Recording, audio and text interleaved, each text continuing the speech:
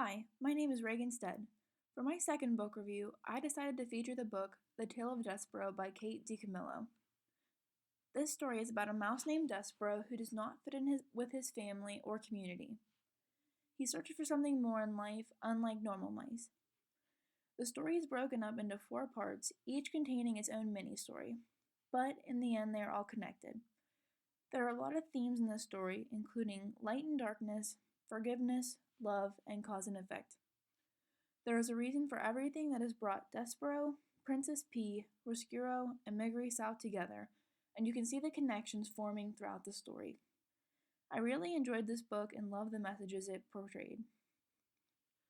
For an English language arts lesson, I would have students pair up with the person next to them and discuss some traits about 3 of the main characters, Despero, Roscuro, and Megri Sao.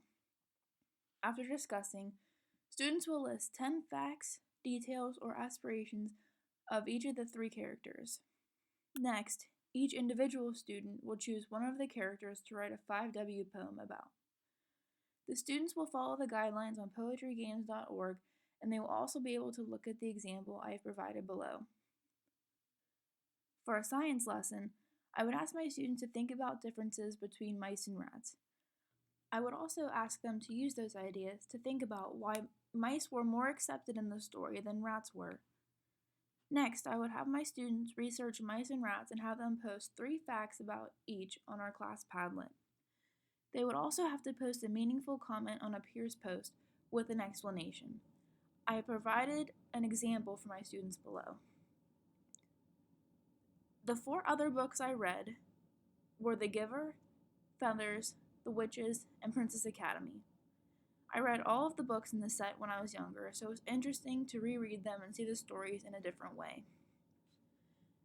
The Giver by Lois Lowry is a story about a boy named Jonas who slowly begins to realize that he is not like everyone else in his small dystopia. He is assigned to work with the Giver, who gives Jonas a new outlook on life and the courage to follow his own path. I enjoyed this book, but the ending has frustrated me ever since I read it the first time.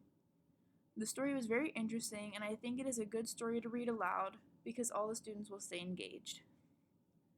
Feathers by Jacqueline Woodson is a story about how a few students react to a boy who is dubbed Jesus Boy. He is the only white boy in the school and is consequently bullied frequently. The main character, Franny, is apprehensive about befriending Jesus Boy, but is intrigued by his ability to speak in sign language. This is a good story about reflection, faith, and understanding. This would be a good book to read to students because it discusses important issues and includes different types of students.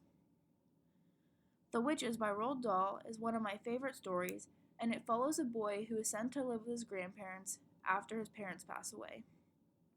The grandmother loves to tell stories and shares one about evil witches which intrigues the boy. She used to be a witch hunter, which comes in handy throughout the story. After a few encounters with witches, the boy realizes that he has to take matters into his own hands to save all the children in England from the witches. This story kept me interested the whole time, just like it did when I was younger. The last story I read was Princess Academy by Shannon Hale. It is a story about Mary Laren's daughter who lives on Mount Eskel. Priests have declared that the next princess will hail from Mount Eskel, and all eligible girls have to attend the Princess Academy. Through trials and tribulations, Mary is successful at the academy, and the story wraps up in a surprising way that ultimately makes the most sense. I enjoyed this story and the message it portrayed about sticking together to accomplish something. That's all for my second book review. Thanks for watching.